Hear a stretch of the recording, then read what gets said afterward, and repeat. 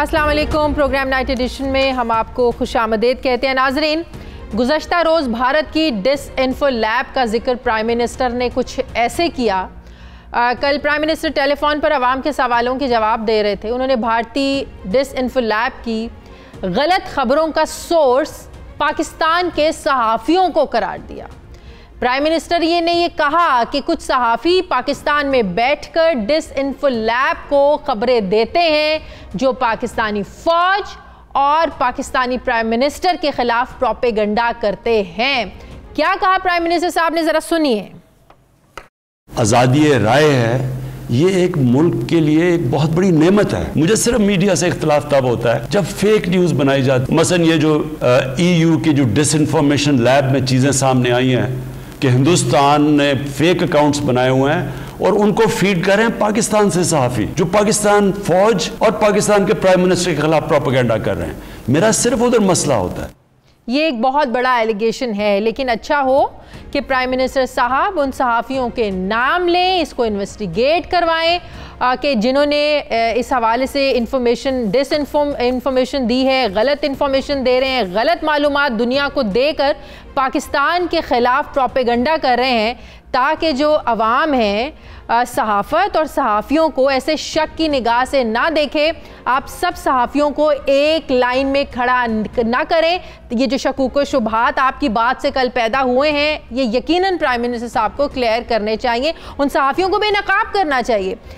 आज वज़ीर आज़म इमरान खान ने तकरीब से खिताब करते हुए कहा कि मुल्क की आमदनी ना होने की वजह से बार बार IMF के पास जाना पड़ता है, उसकी शराइत को भी मानना पड़ता है, लिहाजा पाकिस्तान को खुद मुख्तार बनाने के लिए बहुत ज़रूरी है कि गुर्बत का खात्मा करें। ये बात प्राइम मिनिस्टर पहले दिन से करते आ रहे हैं। वो विजन पाकिस्तान प्रोग्राम लाने का ऐलान करते हुए कह रहे थे कि जिस मुल्क का हुक्मरान तबका जो है ये करप्ट हो, वहाँ के जो मुआशी हालात हैं ये ख़राब होते हैं। प्राइम मिनिस्टर इमरान खान ने कहा कि मुल्क को आगे बढ़ाने के लिए एक्सपोर्ट को बढ़ाना होगा। पाकिस्तान अगर एटमी क़ुव्वत बन सकता है तो छोटी छोटी चीज़ें क्यों नहीं बना सकता। प्राइम मिनिस्टर ने क्या कहा इकोनॉमी के हवाले से, जरा ये देखिए।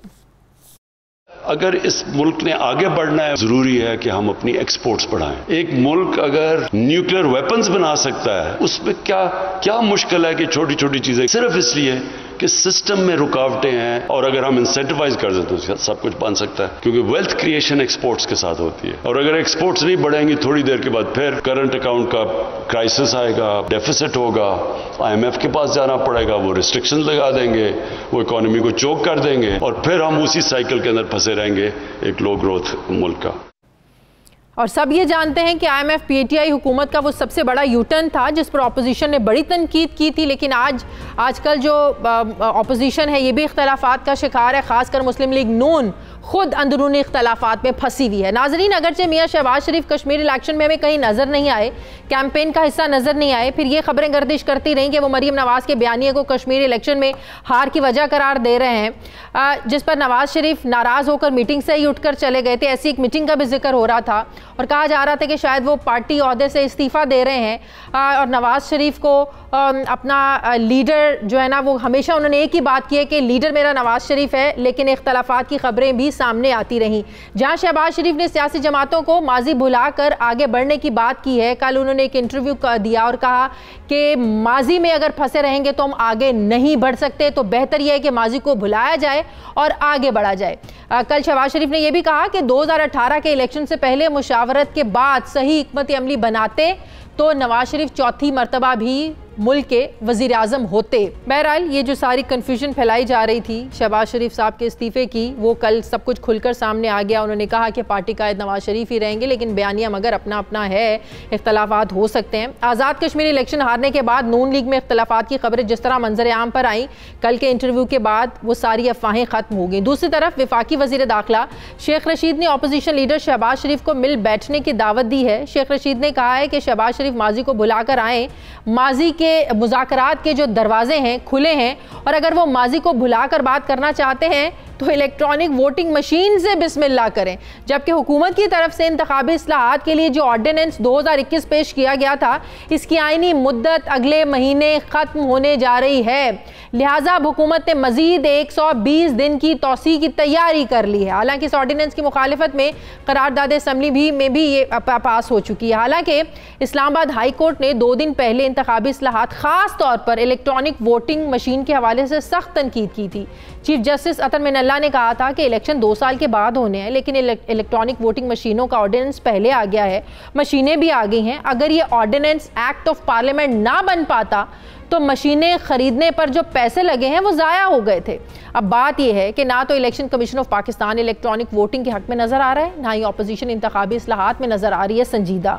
जबकि इस्लामाबाद हाई कोर्ट ने भी वक्त से पहले इंतखाबी इस्लाहात का ऑर्डिनेंस लाने पर हुकूमत को तनकीद का निशाना बनाया है, लेकिन हुकूमत हर सूरत आइंदा इंतखाबात इलेक्ट्रॉनिक वोटिंग मशीन के ज़रिए ही करवाना चाहती है। मैं बात करूँगी, मुझे ज्वाइन कर रहे हैं तहरीक इंसाफ के रहनुमा चेयरमैन कश्मीर कमेटी शहरयार अफरीदी साहब। अस्सलाम वालेकुम, बहुत बहुत शुक्रिया शहरयार अफरीदी साहब आपका। शहरयार अफरीदी साहब, सबसे पहले तो मैं ये पूछना चाहूँगी, कल प्राइम मिनिस्टर साहब ने बात की कि मीडिया से इख्तलाफ तब होता है जब मीडिया फेक न्यूज़ देता है। बिल्कुल सही बात की, बिल्कुल इख्तलाफ होना भी चाहिए, फेक न्यूज़ नहीं देनी चाहिए, ये प्रोपेगेंडा नहीं होना चाहिए। लेकिन एक बड़ा जो एलिगेशन लगा वो ये कि डिसइंफो लैब, आपको भी पता है जो मामला सामने आया था, वो कहते हैं कि डिसइंफो लैब में जो सारी चीज़ें सामने आई, हिंदुस्तान में जो फेक अकाउंट बनाए हुए थे उनको जो फीड कर रहे थे वो पाकिस्तान से बैठे सहाफ़ी कर रहे थे, जो प्रोपेगेंडा कर रहे थे पाकिस्तानी फ़ौज के ख़िलाफ़ और वज़ीर आज़म इमरान खान के ख़िलाफ़। तो क्या ही अच्छा हो कि उन सहाफ़ियों को बेनकाब करें ताकि सारे सहाफ़ी एक ही सफ़ में खड़े होकर, ज़ाहिर एक तज़हीक होती है आपके प्रोफेशन की, आपकी, वो सब एक जैसे अपने आप को महसूस ना करें। बिस्मिल्लाहिर्रहमानिर्रहीम। सबसे पहले आपका शुक्रिया। देखिए जी, EU डिसइंफो लैब 115 ममालिक में 15 साल से पाकिस्तान के हवाले से फेक न्यूज़ पूरी दुनिया में फैलाई जा रही थी। और ये जो प्राइम मिनिस्टर ने पाकिस्तान के उन लोगों का जिक्र किया जो उसका हिस्सा बने, तो ये लोग कौन हैं? इसके ऊपर बाकायदा पाकिस्तान में कराची से स्टार्ट हुआ। कराची और बलूचिस्तान में बहुत सारे सहाफ़ी, school teachers, even press club, उनके जनरल सेक्रेटरी, उनके अकाउंट से पैसे बरामद हुए। और प्लीज़ इस पे किसी दिन डिटेल पे हम बात करेंगे। और फिर ऐसे लोग जो पाकिस्तान के अंदर उन बयानिए को तक़वियत देते हैं जो BLA, PTM, anti Pakistan, anti state. और फॉर एग्जांपल मेरा साउथ वजीरिस्तान, नॉर्थ वजीरिस्तान, वहाँ पे वो कौन सी ऐसी चैनल्स हैं, वो कौन सी ऐसी टीवी वो नशरियात हैं जिससे एंटी पाकिस्तान सेंटिमेंट्स को प्रमोट किया जाता है। इसी तरह बलूचिस्तान की हम बात करें, खुदा के लिए। और सिमिलरली हुसैन हक्कानी कौन है? बहुत सारे ऐसे लोग हैं जो पाकिस्तान के अंदर और पाकिस्तान के बाहर पाकिस्तान के मफादात के खिलाफ बात करते हैं, उनके लिए तकवीयत का हिस्सा बनते हैं। कलभूषण यादव के केस में इंटरनेशनल कोर्ट ऑफ जस्टिस में तमाम जो सबूत पेश हुए वो किन चैनल्स के? फिर हिंदुस्तान मुख्तलिफ ग्लोबल फोरम्स पे ह्यूमन राइट्स के हवाले से या किसी हवाले से पाकिस्तान के चैनल्स के फुटेजेस को वहां पे दिखाता है। So having said all this, we all need to be, हम एज अ कॉम, हम किसी को डाउट नहीं कर रहे, लेकिन फैक्ट्स एंड फिगर्स जो बताते हैं वो ये बताते हैं कि घर का बेदी में ये डाउट पैदा हुआ। माय क्वेश्चन इज कि क्या अपने तय इन्वेस्टिगेट कराया या हुकूमत के इल्म में है कि कौन कौन सहाफ़ी है जो प्रोपेगेंडा कर रहा है इस रियासत के खिलाफ, पाकिस्तान के खिलाफ? क्या आप लोगों ने इल्म में भी है, हुकूमत के इल्म में भी है। और इंशाअल्लाह मैं फवाद चौधरी साहब से, मेरे कॉलीग हैं, भाई हैं, रिक्वेस्ट करूंगा कि इस पे या फ़ारूक हबीब साहब बाकायदा एक प्रेस कॉन्फ्रेंस करें और वो तमाम डिटेल्स कौम के सामने रखें। अब बात आती है एक रियासत की जो कि न्यूक्लियर स्टेट है और किसी भी स्टेट के हवाले से उनकी नेशनल सिक्योरिटी प्रायोरिटी नंबर 1 होती है। ये जो मादर पिदर आज़ादी दी गई, जिसके मुंह में जो कुछ आया, चाहे वो मसलक के हवाले से, मजहब के हवाले से, अक़लियत के हवाले से, फौज के हवाले से, पार्लियामान के हवाले से, नेशनल सिक्योरिटी के हवाले से, जो कौम के अंदर मुख्तलिफ तरीक़ों से कौम को तकसीम करने की कोशिश की गई, या कौम के मोरल को गिराने की कोशिश की गई, या कौम के हवाले से उन खबरों को तकवीयत दी गई जो कि दुश्मन के बयानिए को तकवीयत पहुंचाता है, तो उस पर तो हम सबको एक होना चाहिए। हमारे अंदर जैसे सियासतदानों के अंदर बहुत सारे सियासतदान ऐसे होंगे जो करप्ट हैं, उनको आइडेंटिफाई करना, उनके खिलाफ हमने एक होना है। सिमिलरली हमने वो तमाम सहाफ़ी जो पाकिस्तान के मफादात को नुकसान पहुंचाते हैं, उनके खिलाफ भी एक होना है, और fourth pillar of a state हैं। तो आप लोग बेनकाब करेंगे, आप उनको सामने लाएंगे, उनके खिलाफ कार्रवाई होगी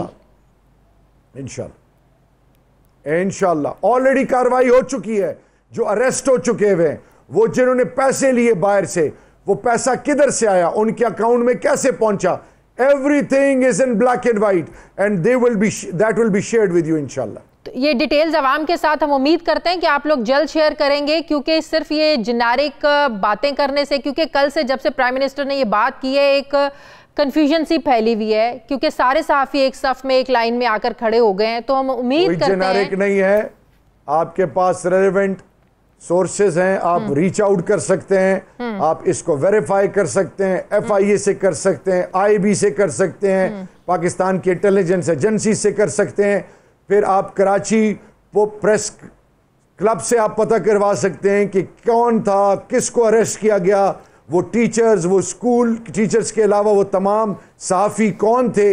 आज के इस इंफॉर्मेशन के दौर में, जहां पे फ्लो ऑफ इंफॉर्मेशन बिल्कुल ऐसे लाइट ऑफ स्पीड की तरह ट्रेवल करता है, तो उसमें तो कुछ चीजें छुप नहीं सकती। And I fail to understand कि अब तक आपकी रिसर्च टीम ने इस पर काम क्यों नहीं किया।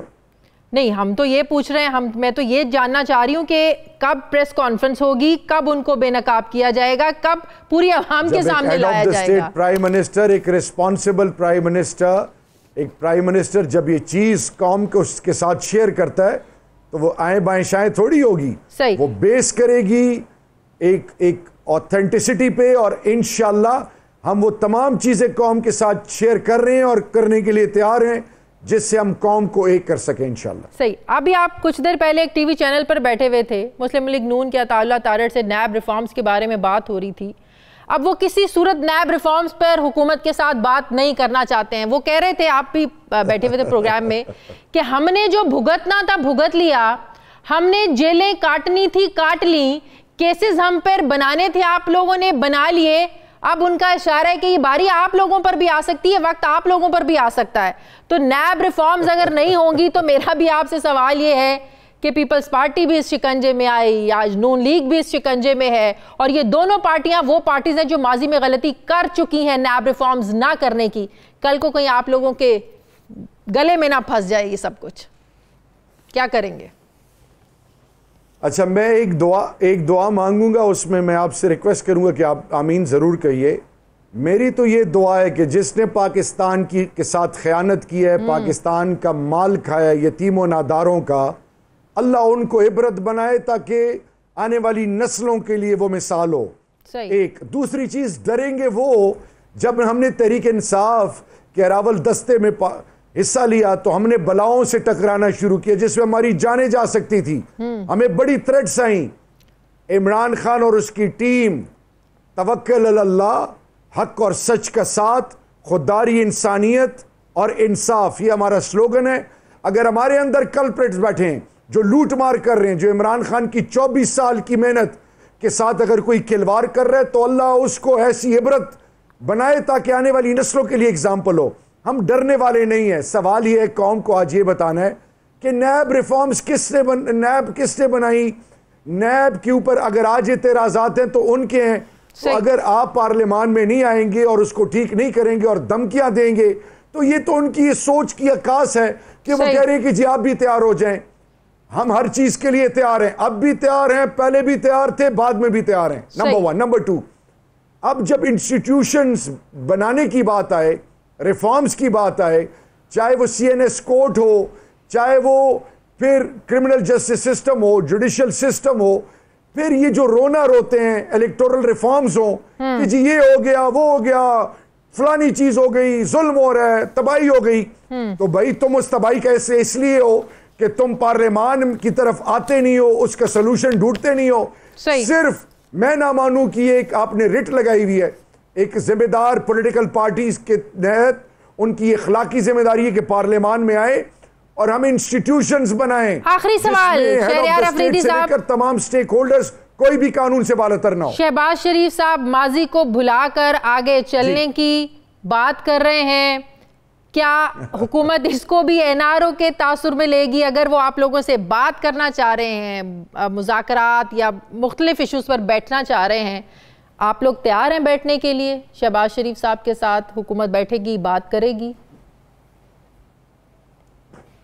हमारी पूरी पाकिस्तानी कौम से एक इल्तिजा और रिक्वेस्ट है आपके तवस्सुत से कि मेरे प्राइम मिनिस्टर ने लास्ट बजट स्पीच में अपनी स्पीच इस पे एंड की थी कि ऑपोजिशन के लिए मेरे दरवाजे खुले हैं और वो आए इलेक्टोरल रिफॉर्म्स के लिए।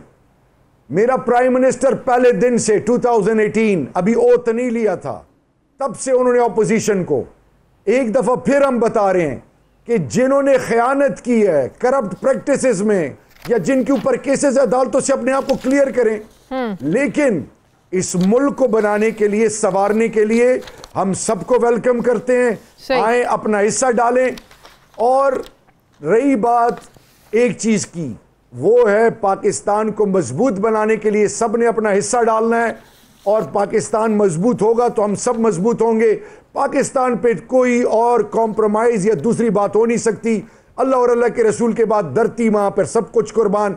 मेरे ख्याल में अगर ये वाकई तमाम पॉलिटिकल पार्टीज पाकिस्तान से कमिटेड और धरती मां के साथ कमिटेड हैं तो बाहर से लोगों को कहें नवाज शरीफ, इसहाक डार औलादों को वापस बुलाएं, अदालतों का सामना करें। जिनके बाहर पैसे पड़े हैं या पैसे नहीं भी पड़े, अदालतों का मुकाबला करें, दूध का दूध पानी का पानी हो जाएगा। बहुत बहुत शुक्रिया। तहरीके के रहनुमा चेयरमैन कश्मीर कमेटी शहरयार अफरीदी साहब मेरे साथ थे। मुझे ब्रेक लेनी है नाज़रीन, वापस आते हैं एक छोटे से वक्फे के बाद।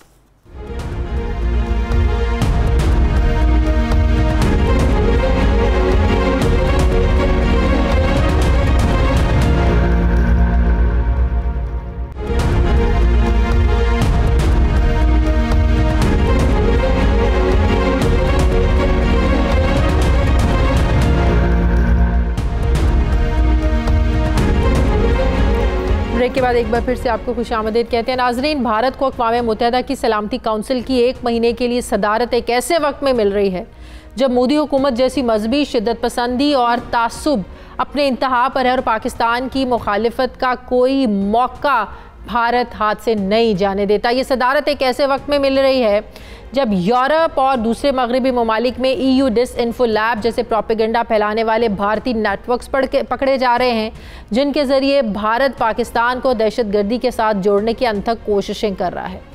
सलामती काउंसिल की सदारत जैसे अहम मनसब पर भारत इस वक्त में बैठ रहा है जब मकबूजा जम्मू कश्मीर में खूनी लॉकडाउन में उनकी ज़मीन पर आर्टिकल 370 लगाकर कब्जा कर लिया गया है। ये बात सारी दुनिया के इल्म में है कि जब भारत अक़वाम मुत्तहिदा की सिक्योरिटी काउंसिल की सदारत कर रहा होगा, ऐन उसी वक्त कश्मीरियों के हक़ खुद इरादियत की करारदाद अक़वाम मुत्तहिदा के दफ्तर में पड़ी मुँह चिड़ारी होगी, क्योंकि भारत तो इसे मानता ही नहीं है। सलामती काउंसिल की सदारत इस वक्त में मिली भारत को जब पूरी दुनिया खुसूसन भारतीय अक़लियतें भारतीय वज़ीर-ए-आज़म नरेंद्र मोदी और हिंदुत्व जैसे शदीद मजहबी नज़रियात के हाथों तकलीफ में हैं, अजियत में हैं। सलामती काउंसिल की सदारत भारत को ऐसे वक्त में मिल रही है जब भारत खुद एतराफ़ कर चुका है कि फैटफ जैसे बैनुल-अक़वामी इदारे में लॉबिंग करके यानी गुमराही फैलाकर पाकिस्तान का नाम ग्रे लिस्ट से नहीं निकलने दिया गया। ये सदारत ऐसे वक्त में मिल रही है जब अफगानिस्तान में आग भड़काने के लिए अफगान फोर्सेस को असलहा और बारूद से भरे तैयारे भारत भेज रहा है। सदारत भारत को एक ऐसे वक्त में मिल रही है जब क्रिकेट की कश्मीर प्रीमियर लीग के लिए बैनुल-अक़वामी खिलाड़ियों पर दबाव डालकर इन्हें खेलने से मना किया जा रहा है। इन सारे अवामिल को सामने रखकर पाकिस्तान ने तो ये खदशा जाहिर किया है कि भारत अक़वाम मुत्तहिदा के सालमी मनसब को पाकिस्तान के ख़िलाफ़ इस्तेमाल कर सकता है।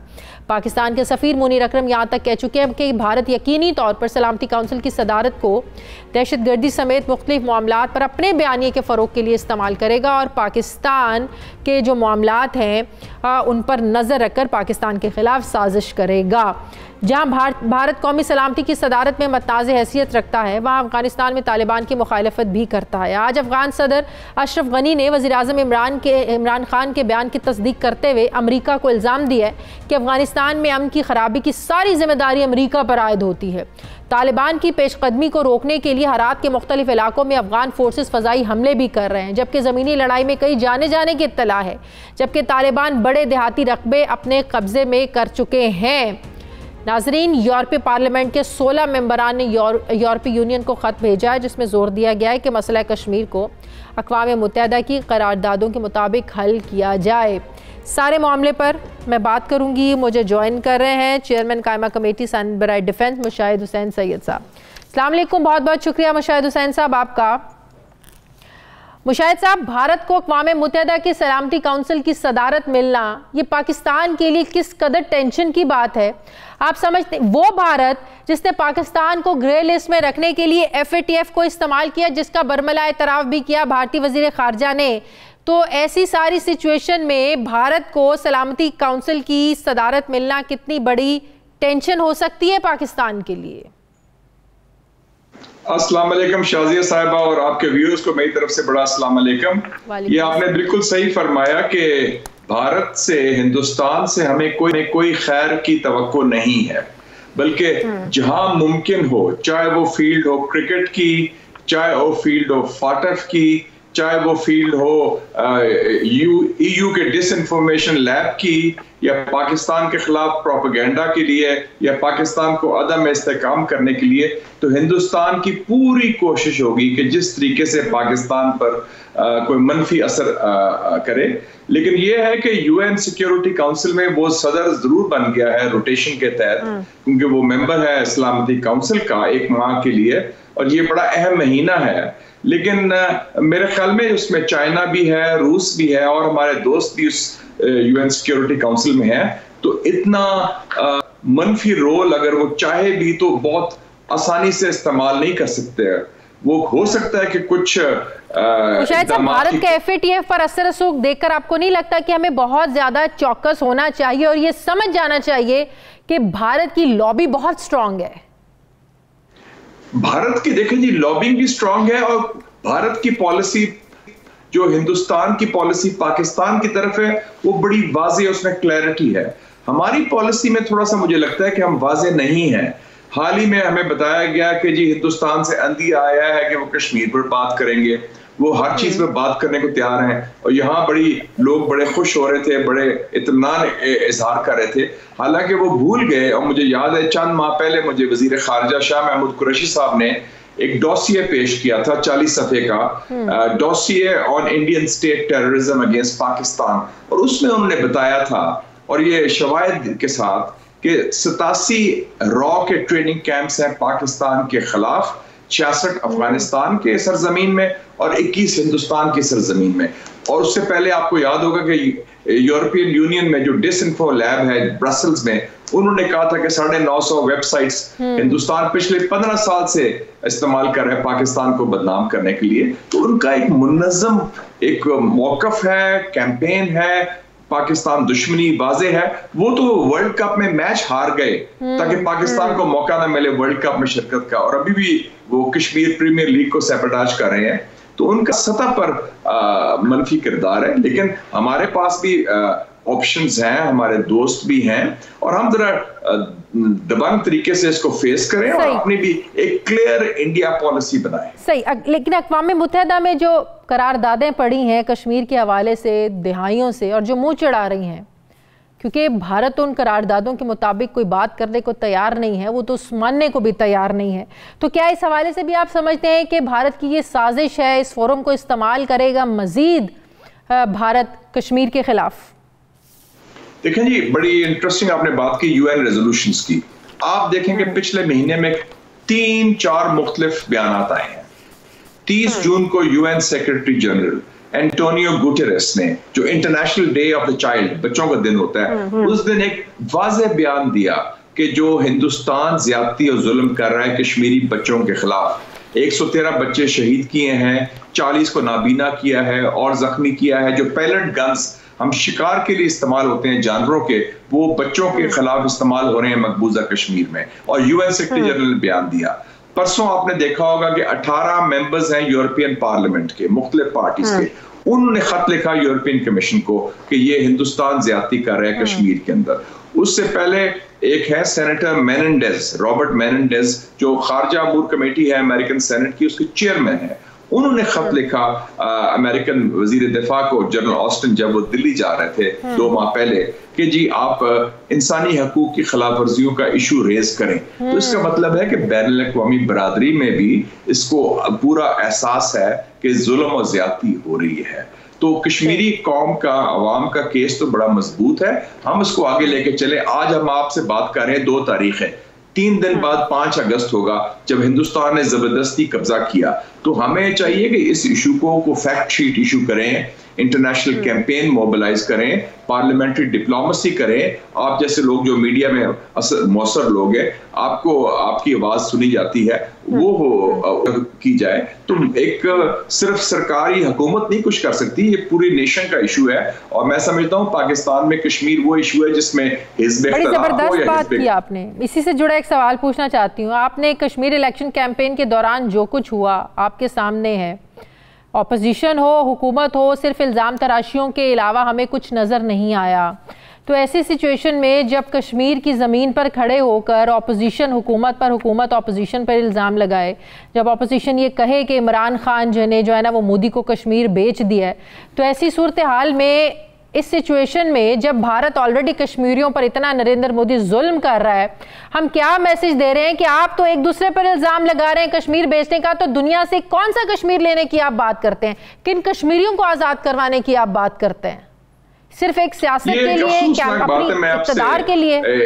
इत्तफाक करूंगा कि ये जो इक़्तिदार की कशमकश है या सियासत है, रवायती सियासत, और वो चंद हफ्तों का कैंपेन था, वो कैंपेन भी खत्म हो गया, नताइज भी आगे, रात गई बात गई। लेकिन ये जो तलखी, जो सख्त जबान का लहजे का इस्तेमाल शुरू तो हुकूमत ने किया था, फिर हिज़्ब इख्तिलाफ ने भी उसका जवाब दिया। मैं आपसे एग्री करता हूँ कि उसका जो मैसेज है खास तौर पे मकबूजा कश्मीर के अवाम के लिए वो बड़ा गलत था। लेकिन अच्छी बात यह है कि कम से कम वो सिर्फ आज़ाद कश्मीर तक था, महदूद था ये बात। जहां तक मकबूजा कश्मीर का इशू है उस पर बाय एंड लार्ज जो मौक़िफ़ है वो मौक़िफ़ है। लेकिन ये बात मेरे ख्याल में ये इस किस्म का कैंपेन लेवल नहीं होना चाहिए, कम से कम लेवल बेहतर होना चाहिए। मैं कुछ अफगानिस्तान की सूरत-ए-हाल पर आपसे बात करना चाहती हूँ। अफगानिस्तान में जो सूरत-ए-हाल इस वक्त चल रही है, तालिबान तेजी से आगे बढ़ रहे हैं। सूरत-ए-हाल ये है कि सिक्योरिटी फोर्सेस को जान बचाकर पाकिस्तान आना पड़ता है, पाकिस्तान वापस करता है। अफगान हुकूमत शर्मिंदगी से बचने के लिए इनकार करती है। खाना जंगी की सूरत-ए-हाल है वहाँ पर। मौजूदा इल्ज़ाम ठहराया जाता है पाकिस्तान को कि पाकिस्तान सपोर्ट कर रहा है वहाँ पे तालिबान को, और पाकिस्तान की शह पर ही तालिबान जो है ना वो आगे बढ़ रहे हैं। तो इस सिचुएशन पाकिस्तान के लिए आप आइंदा आने वाले दिनों में कैसे देख रहे हैं? कितने मनफी असरात हो सकते हैं पाकिस्तान पर इसके? देखें जी, पहली बात है कि जो सिचुएशन इस वक्त अफगानिस्तान में कायम हुई है उसका पाकिस्तान को कसूरवार करना बिल्कुल लगो है, गलत बात है, बेबुनियाद है। क्योंकि 20 साल तक अमेरिकी फौज रही। एक जमाने में 1,65,000 अमेरिकन फौजी थे ओबामा के जमाने में। 2.5 खरब रुपया, $2.5 ट्रिलियन, और $1 ट्रिलियन में 1,000 बिलियन होते हैं, अमेरिका ने जाया किए इस जंग में। और वो रात की अंधेरे में वो भागा बागराम बेस से, और अब अपने हाथ उन्होंने वॉश ऑफ कर दिए। अब पाकिस्तान को कह रहे हैं कि आप तालिबान को ये कहें, भाई तालिबान से मुआहदा तो अमेरिका ने किया 29 फरवरी 2020 को, और उस मुआहदे में सारा कुछ था। और जिस तरह वो भागे हैं, ना हुकूमत का इंतजाम किया, और जो अफगान हुकूमत है अशरफ गनी साहब की, वो तो अब महदूद रहेगी काबिल तक। तो हमारे क्या कोर इंटरेस्ट है? हमारे 2-3 चीजें बड़ी वाज़ेह हैं। एक तो यूएन रिपोर्ट आई है पिछले माह, आपको याद होगा 26 जुलाई को, उसने कहा है कि 6,500 पाकिस्तानी दहशतगर्द TTP के लोग इस वक्त अफगानिस्तान की सरजमीन में हैं।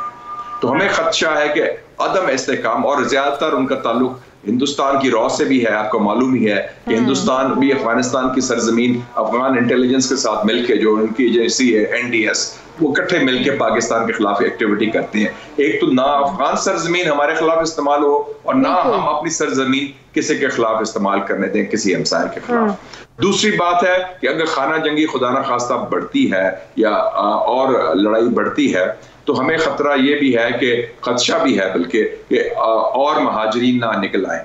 और वो हालांकि बाढ़ भी लग गई है, 2640 किलोमीटर का बॉर्डर है पाकिस्तान अफगानिस्तान का, उसमें से 2600 किलोमीटर में एक बाढ़ लगा दी है बार्ब वायर की। लेकिन फिर भी हमें खदशा है कि रेफ्यूजीज आ सकते हैं 5 लाख 7 लाख, तो वो पाकिस्तान को वो आगे मुश्किलात है। और फिर तीसरी बात एक बड़ी इंपॉर्टेंट है शाजिया साहिबा कि अब अफगानिस्तान में हर किस्म के लोग रहते हैं, ताजिक भी हैं, उज़्बेक भी हैं, तुर्कमान भी है, हजारा भी है, पश्तून भी हैं। तो ये ना होना कि अगर ताजिकिस्तान वाले उनको सपोर्ट करें, तुर्की वाले सपोर्ट करें उज़्बेक को या तुर्कमान को, वो जुबान एक ही उनकी, या किर्गिज वाले। तो इस किस्म का जो सिचुएशन हो तो फिर एक और खदशात हो सकते हैं अफगान की सालमियत के बारे में। तो इसलिए हमें इंटरनेशनल गारंटीज, रीजनल गारंटीज होनी चाहिए कि अफगानिस्तान की यूनिटी, टेरिटोरियल इंटेग्रिटी और इंडिपेंडेंस पर कोई आंच शायद साहब आपने देखा होगा जो TTP के सरबराह का कुछ दिन पहले इंटरव्यू चला जिसमें बरमला कहा गया कि हमारा तो टारगेट पाकिस्तान है, पाकिस्तान के इदारे हैं, पाकिस्तान की सिक्योरिटी फोर्सेस हैं। मतलब ये कि एक तरफ से हमें थ्रेट मिल रहा है, दूसरी तरफ 20 साल बाद जब अमेरिका कहता है कि आज भी मुज़ाकरात की टेबल पर बैठना है, तो आपको नहीं लगता कि जब अमेरिका वहाँ मौजूद था फोर्सेस के साथ तो अमेरिका की ज़्यादा मजबूत पोजीशन थी बार्गेन करने के लिए, बात करने के लिए, प्रेशराइज करके अपने भी मुतालबात मनवाने के लिए और तालिबान को और अफगान हुकूमत को इकट्ठा एक पेज पर लाने के लिए? अब आपको लगता है मौका है, तालिबान बातचीत करने के लिए तैयार होंगे? देखिए जी, पहली बात तो है कि मैं समझता हूँ कि ये मैं अमेरिका के चाहे मीडिया हो दूसरे लोगों के दौरे म्यार को मजम्मत करता हूँ। एक जमाना था हमें कहते थे कि Pakistan should do more with the Afghan Taliban, कि अफगान तालिबान दहशतगर्द है, हक्कानी नेटवर्क है, उसको निकालें। अब वही सिराजुद्दीन हक्कानी से मुआहदा किया अमेरिका ने। सिराजुद्दीन हक्कानी साहब ने आर्टिकल लिखा, एडिटोरियल ऑप-एड पेज में न्यूयॉर्क टाइम्स में उनके नाम से आर्टिकल छपा, और वो वही मुल्ला ब्रादर जो हैं, जो नेगोशिएशन टीम के हेड थे तालिबान के, उनको टेलीफोन किया सदर ट्रंप ने मुबारकबाद का कि आपसे हमारा मुआहदा हो गया। और अब ये जो TTP के सरबराह का इंटरव्यू CNN में आया, मुझे ये बताएं कि एक दहशतगर्द है, उसका नाम है डॉक्टर अहमद अल-जवाहिरी, जो अल-कायदा के लीडर है, कहते हैं अफगानिस्तान में है। अगर उनका इंटरव्यू आप खुदा ना खास्ता अपने चैनल में कर लें या किसी और पाकिस्तानी चैनल में आए तो पूरी दुनिया में कितना शोर मचता है। दहशतगर्द को आपने टीवी में ले आए हैं, तो आप ये दोहरे म्यार को भी हम कंडेम करें, और अमेरिका को भी मेरे ख्याल में मीडिया को भी कहें कि जब एक जमाने में ओसामा बिन लादेन का इंटरव्यू आया था कितना शोर मचा था, तो अब ये वो खुद उनको प्लेटफॉर्म दे रहे हैं, खुद उनको मौका दे रहे हैं, खुद उनको लेजिटिमेसी दे रहे हैं। और अब देखें जी, क्वेश्चन ये है कि अमेरिका अफगानिस्तान से हार के निकला है, भागा है, मार पड़ी है, फेल हुआ है, शिकस्त हुई है। तो अमेरिका एक शिकस्त खुर्दा ताकत है इस वक्त, और वो निकल गई। अब वो पाकिस्तान के ऊपर कह रहे हैं कि आप ये करें, आप वो करें। हमने जो करना है वो करेंगे, क्योंकि हमने तो इधर ही रहना है। अमेरिका आया चला गया, तो हम जो इलाकाई कुव्वतें उनसे मिलके करें, और तालिबान पर दबाव, हमारी लिमिटेशंस है। अगर अमेरिका की 1.5 लाख फौज और 25-2.5 खरब रुपया और इतना सुपर पावर ताकत का जोर कुछ ना कर सका, तो हमारी भी अपनी लिमिटेशंस है। एक आखिरी सवाल, क्या हम इस पोजीशन में हैं कि तालिबान को मजीद प्रेशराइज करें, उन्हें समझाएं कि मुज़ाकरात करें, टेबल टॉक पर आएं और दबाव डाल लें हम उन पर मजीद? क्या पाकिस्तान ये मजीद कर सकता है? हम डाल सकते हैं, मेरे ख्याल में, क्यों नहीं। देखिए जी, तालिबान भी इस वक्त कोई ऐसी कोई बात नहीं कि ये इनएविटेबल है कि तालिबान की फतह लिखी गई है पहले ही और या उन्होंने हुकूमत करनी है। अफगानिस्तान के हालात बहुत खराब है माशी तौर पर।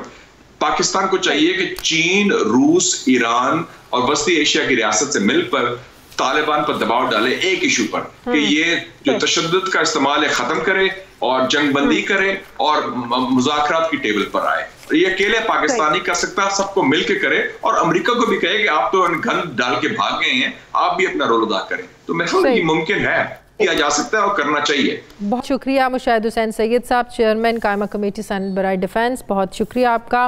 नाज़रीन मुझे ब्रेक लेनी है, वापस आते हैं एक छोटे से वक्फे के बाद।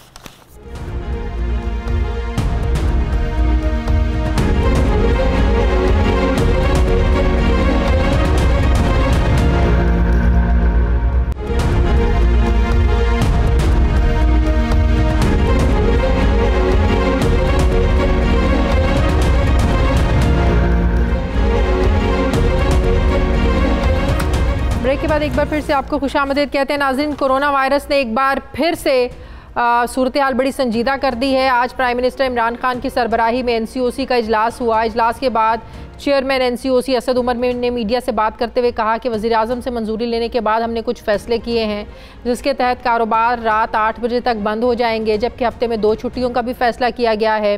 उन्होंने कहा कि कोरोना वायरस के बढ़ते केसेस की वजह से इस्लामाबाद, रावलपिंडी, लाहौर, फैसलाबाद, इस्लामाबाद, गिलगित बल्तिस्तान समेत मीरपुर में हम बंदिशें लगाने जा रहे हैं। साथ ही ये भी कहा गया कि लॉकडाउन लगाकर लोगों को भूखा नहीं रखना चाहते। क्या कहा असद उमर साहब ने, ज़रा ये देखिए। अगर आप वबा के फैलाव को देखें, पिछले एक हफ्ते के अंदर बड़ी तेजी से आपको इजाफा होता हुआ नजर आया है। उनका जिन बंदिशों की तरफ हम जा रहे हैं, मार्केट की टाइमिंग जो है, जो अभी 10 बजे तक इजाजत जिनकी दी गई थी, उसको वापस 8 बजे तक रहा है। एक दिन की छुट्टी थी हफ्ते के अंदर, उसको बढ़ाकर दोबारा से 2 दिन हफ्ते में किया जा रहा है। इंडोर डाइनिंग जो है उसको बंद किया जा रहा है जी। आउटडोर डाइनिंग जारी रहेगी। पब्लिक ट्रांसपोर्ट के अंदर 70% कैपेसिटी के ऊपर पब्लिक ट्रांसपोर्ट जो है उसको ऑपरेट करने की इजाजत थी, उसको कम करके 50% पे किया जा रहा है। कोरोना वायरस की इसी अलार्मिंग सिचुएशन के तहत वज़ीर आला सिंध मुराद अली शाह ने 8 अगस्त तक सूबे भर में सख्त लॉकडाउन लगा दिया है, जिसके तहत वफाकी इदारों को छोड़कर बाकी सभी सरकारी और प्राइवेट इदारे बंद रहेंगे। अस्पतालों में इमरजेंसी नाफिज कर दी गई है और वैक्सीन लगवाने के लिए भी आवाम से अपीलें की जा रही हैं। लेकिन वज़ीर आज़म इमरान खान पहले दिन से ही ऐसे लॉकडाउन की मुखालिफत करते आए हैं। अब एक तरफ वज़ीर आला सिंध और दूसरी तरफ वज़ीर आज़म पाकिस्तान। वज़ीर आज़म ने कह दिया है कि सिंध हुकूमत लॉकडाउन के ज़रिए कोरोना पर तो काबू पा लेगी, लेकिन क्या गरीब लोगों को भूख से बचा लेगी? क्या कहा प्राइम मिनिस्टर ने, ज़रा सुनिए। सिंध गवर्नमेंट को सिर्फ हमारा ये है कि देखें, जब आप लॉकडाउन करते हैं तो अपने जहन में डाल लें कि आप लोगों को भूखा रखेंगे, और अगर आपके पास वसाइल ही नहीं है लोगों तक खाना पहुंचाने के लिए, तो भूखे लोगों को आप लॉकडाउन नहीं कर सकते। जो फिर दिहाड़ीदार है, खास तौर पे जो हमारे गरीब तबका है, वो कैसे गुजारा करेगा लॉकडाउन? हिंदुस्तान ने अपनी तबाही कर ली। आज हिंदुस्तान के अंदर हालात देखें, गुर्बत देखें, उनकी माइशत का हाल देखें, वो किधर थी, पाकिस्तान किधर था। लॉकडाउन की इस मुखालिफत पर बिलावल भुट्टो भी कह चुके हैं कि इंसानी सेहत और ज़िंदगियों पर सियासत की जा रही है। सिंध हुकूमत के इक़दामात को नुकसान पहुंचाया जा रहा है। यूँ लगता है एक नहीं 2 पाकिस्तान हैं। उन्होंने खबरदार करते हुए कहा कि अगर कराची में कोरोना वायरस के हवाले से भारत वाली सूरत हाल हुई तो फिर इसके ज़िम्मेदार प्राइम मिनिस्टर इमरान खान होंगे। क्या कहा बिलावल ने, ज़रा सुनिए। अगर भारत की तरह कराची में या हमारा पूरा सूबा में कोरोना वायरस का फैलाव होता है तो उसका जिम्मेदार खान साहब और उनके वज़रा जो इस किस्म के बयानात दे रहे हैं, जिन्होंने हमारा वैक्सीनेशन का सिलसिला को अंडरमाइन किया, जिन्होंने हमारा लॉकडाउन का सिलसिला को अंडरमाइन किया है, और बहुत ही बुरा पैगाम भेजते हैं कि एक नहीं 2 पाकिस्तान है। बिलावल भुट्टो के इस बयान पर रद्दमल देते हुए चेयरमैन NCOC असद उमर ने ट्वीट करते हुए लिखा कि बिलावल कहते हैं कि भारत में जो कुछ हुआ अगर कराची में हुआ तो इमरान खान जिम्मेदार होंगे। मिस्टर जरदारी, आप चाहते क्या हैं? Lockdown, lockdown, lockdown. भारत में लॉकडाउन किया गया था, तबाही दुनिया ने देखी। अब एक तरफ ये गर्मा गर्म सियासी बयानात हैं और दूसरी तरफ कोरोना का फैलाव है। हकीकत क्या है और लॉकडाउन लगाना ज़रूरी है नहीं है, मैं बात करूँगी। मुझे ज्वाइन कर रही हैं मुआविन खुसूसी वज़ीर आला पंजाब बराए इत्तलात डॉक्टर फिरदौस आशिक अवान साहिबा। अस्सलाम वालेकुम, बहुत बहुत शुक्रिया डॉक्टर साहब आपका। डॉक्टर साहिबा, ये सब जानते हैं जो इंडियन वेरिएंट है, ये चौथी लहर है, ये बहुत ख़तरनाक है। इसीलिए अपीलें भी ज़ाहिर की जा रही हैं कि लोग ज़्यादा से ज़्यादा लोगों को कम वक्त में वैक्सीनेट किया जाए। अगर सिंध की हुकूमत सख्त इकदाम लेने जा रही है ताकि इंडिया वाली सूरत खुदा ना खास्ता पैदा ना हो जाए कहीं वहाँ पे, तो फिर कौन जिम्मेदार होगा? क्यों विफाक को एतराज़ात हो रहे हैं कि सिंध हुकूमत क्यों लॉकडाउन कर रही है? बिस्मिल्लाहिर्रहमानिर्रहीम। शाजिया, वफाकी हुकूमत और चारों सूबों ने इंक्लूडिंग AJ के गिलगित बल्तिस्तान ने एक प्लेटफार्म क्रिएट किया जिसका नाम NCOC है, जो एक नेशनल इंटरेस्ट को देख के ओवरऑल पूरी की पूरी कौम के मफाद में यकजहती से पॉलिसीज़ बनाता है और सूबों को एक गाइडलाइन और रोड मैप देता है जो सूबाई हुकूमतें इम्प्लीमेंट करती हैं based on the day to day challenges. अब NCOC के साथ जो डिस्कशन, कंसल्टेशन और ओवरऑल एक एंगेजमेंट स्ट्रेटजी बनी हुई है, उन सब को बाईपास करके सिंध गवर्नमेंट आइसोलेशन में सेल्फ डिसीजन लेके एक ऐसे सूबे के अंदर जहां से पाकिस्तान की इकोनॉमिक वेन होते हुए वो तमाम इकोनॉमिक एक्टिविटी जनरेट होती है जो एक्सपोर्ट ओरिएंटेड है, जो इंपोर्ट ओरिएंटेड है, और ओवरऑल पाकिस्तान की मईशत के अंदर कराची का जो हिस्सा है रेवेन्यू कलेक्शन में, जब आप बगैर सोचे समझे उन इकोनॉमिक इम्पैक्ट्स को ज़हन में लाए बगैर सिर्फ और सिर्फ सियासी नारों की बेसिस पे ऐसे इकदाम उठाते हैं तो उसकी कीमत अल्टीमेटली पूरी कौम को अदा करनी है। सूरत दोनों तरफ बराबर है। एक तरफ जो आप इंडिकेशंस दे रही हैं वो भी दुरुस्त है, दूसरी तरफ जो सिंध हुकूमत कह रही है कि अगर हम लोगों ने कारोबार बंद नहीं किए, लॉकडाउन नहीं लगाया तो सूरत हाल खुदा ना खास्ता इंडिया वाली हो जाएगी। तो इसका कोई बीच का रास्ता होना चाहिए। मुकम्मल लॉकडाउन की आप लोग मुखालिफत कर रहे हैं और वो कह रहे हैं कि लॉकडाउन होना चाहिए। सूरत हाल दोनों तरफ से ही नुकसानदेह है। देखिए, बात यह है कि सिंध गवर्नमेंट का इंसानी जानों के तहफ़्फ़ुज़ के साथ जुड़ा जो कंसर्न है, हम उसे कदर की निगाह से देखते हैं, वैलिड है, लेकिन देखना यह है कि उन जानों को जिनको आप कोरोना से बचाना चाहते हैं और उन्हीं जानों को आप भूख की नज़र करना चाहते हैं, भूख से मारना चाहते हैं, तो हमारे पास जो अल्टरनेटिव स्ट्रेटजी और रोड मैप है वो स्मार्ट लॉकडाउन का है। वो TTQ है, टारगेट ट्रेस करें, टारगेट करें और फिर उनको अल्टीमेटली क्वारंटाइन करें। अगर ऐसा नहीं होता, देखिए हमने सूबा पंजाब के अंदर भी और ओवरऑल पाकिस्तान के अंदर भी दीगर सूबों ने ये सक्सेसफुली टेस्ट किया है, ये सारे का सारा मॉड्यूल कि जहां स्प्रेड रेशियो इन्फेक्शन की ज़्यादा है वहां हम स्मार्ट लॉकडाउन की तरफ जाएं। जो बाकी एरियाज में हम वहाँ एक रिस्ट्रिक्टेड मैकेनिज्म बनाएं और एक पैरेलल काउंटर स्ट्रेटजी क्रिएट करें कि जिसके तहत जहां पे आप स्मार्ट लॉकडाउन लगाते हैं वहां के लोगों को खाने पीने की, और अगर वहां वो कच्ची आबादी है, मेहनत कश मजदूर है, कोई दिहाड़ीदार है, डेली वेजर है, तो उसका रोजगार जब सफर करता है तो गवर्नमेंट उसकी जिम्मेदारी ले। हुकूमत सिंध ने अब तक सिर्फ उनके रोजगार का कत्ल करने का ऐलान तो कर दिया, लेकिन पैरेलल कोई ऐसा रोड मैप नहीं दिया जिसके तहत जब वो लोग घरों में कैद हो जाएंगे तो उनकी हुकूमत जो है वो खाना पहुंचाने या उनके बाकी माली मुश्किलात से निकालने के लिए इकोनॉमिक क्या ये सब कंसर्न NCOC के प्लेटफॉर्म पर जो बातें आप कर रही हैं, आपको नहीं लगता है NCOC का प्लेटफॉर्म ऐसा है जहां तमाम सूबे अपने खदशात, तहफुजात बताते हैं, फिर NCOC सारी सूरत हाल को मद्देनजर रखकर कोई फैसला करती है? क्या सिंध हुकूमत नहीं सुनती है NCOC के फैसले? NCOC का फैसला नहीं है, ये NCOC के फैसलों से बगावत है। और एक सूबा जो है वो तहैया कर चुका है कि उसने बगावत करनी है हर उस फैसले के खिलाफ जो मुल्क के मफाद में हो या ओवरऑल कौम के मफाद में हो। देखिए, उनके पास ऑटोनॉमी है, हेल्थ जो है डिवॉल्व सब्जेक्ट है, लेकिन इसके साथ एक नेशनल इंटरेस्ट को प्रोटेक्ट करने की जिम्मेदारी जो है वो हुकूमत पाकिस्तान के पास है। जहाँ पे इकोनॉमिक चैलेंज होगा, जहाँ पे आपके ओवरऑल इकोनॉमिक इंडिकेटर्स इम्प्रूव होके आपकी एक्सपोर्ट बढ़ के तारीख की बुलंद तरीन सतह को छू रही हैं, तो आप कोई ऐसा नादानी में कदम जब उठाते हैं तो अल्टीमेटली उसकी कीमत सारी कौम ने अदा करनी है। सिंध में सिर्फ चंद मखसूस एक सूबे के अवाम नहीं बसते, सिंध के अंदर हर सूबे से पाकिस्तान के चप्पे चप्पे से अवाम बसते हैं, तो वहाँ ज्यादा जिम्मेदारी की जरूरत है। पंजाब में क्या फैसला हो गया है? एनसीओसी ने कहा है ना कि हफ्ते में 2 दिन कारोबार बंद रहेंगे और इसका फैसला सूबे करेंगे कि किन दिनों में कारोबार बंद रहेंगे। पंजाब में क्या वही हफ्ता इतवार होगा? देखिए, इससे पहले भी पंजाब गवर्नमेंट ने जितने भी एनसीओसी के फैसले हैं with full spirit and commitment हमने उनको ऑन किया और सपोर्ट किया और इम्प्लीमेंट किया।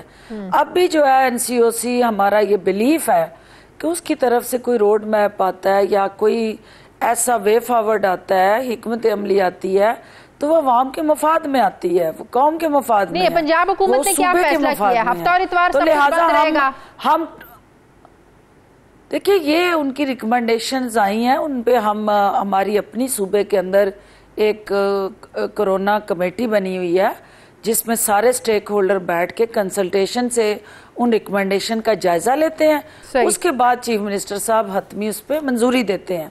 तो जो ये रिकमेंडेशंस हैं वो कमेटी उसको देखेगी और उस हवाले से हम अपनी तरजीहात तय करेंगे। लेकिन हमारी तमाम तर जो स्ट्रेटजी है उसका महवर और मरकज सूबे के अवाम के जान का तहफ़्फ़ुज़ यकीनी बनाना है। लेकिन उसके साथ साथ कोई ऐसा अहमकाना कदम नहीं उठाना जिससे हम उनके घरों के चूल्हे जो हैं वो ठंडे कर दें, उनका रोजगार उनसे छीन लें और बेरोजगारी की लहर जो पहले ही महंगाई की वजह से लोग परेशान थे उनको मजीद परेशानियों में मुब्तला करें। सही, बहुत बहुत शुक्रिया डॉक्टर फिरदौस आशिक अवान साहिबा, मुआविन खुसूसी वज़ीर आला पंजाब बराए इत्तलात मेरे साथ थी। नाज़रीन, हमारे प्रोग्राम का वक्त खत्म हो गया है। फीडबैक ज़रूर दीजिएगा, अपना ख्याल रखिएगा। मुझे इजाज़त दीजिए, अल्लाह हाफिज़।